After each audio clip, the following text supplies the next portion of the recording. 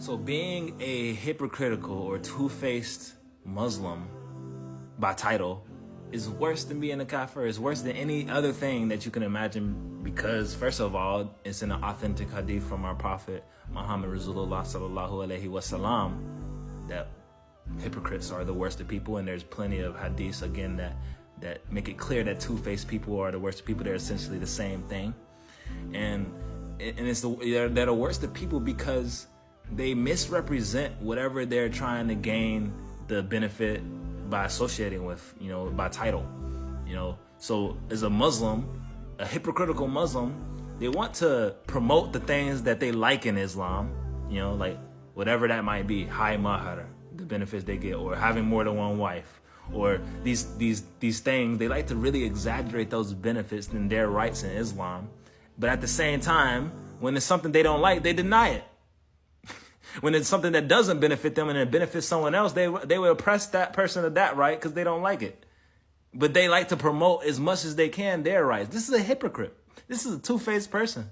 And the same thing, people who like to act like Muslims when it benefits them, but then when they're in an environment or place that Muslims, aren't liked or favored, or the perception of that exists, they don't act like Muslims. They like to act just like the non-believers, the kafirs. You know what I mean? Like they hide who they truly are, which is insincere. This is a lack of ikhlas.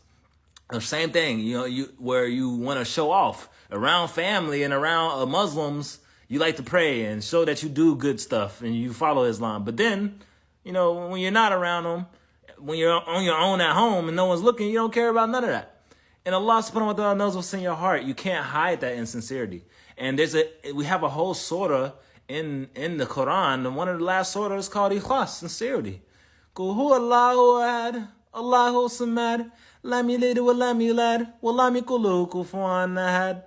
So it acknowledges that there's no God but God, and God God is the greatest. There's no one like him, right?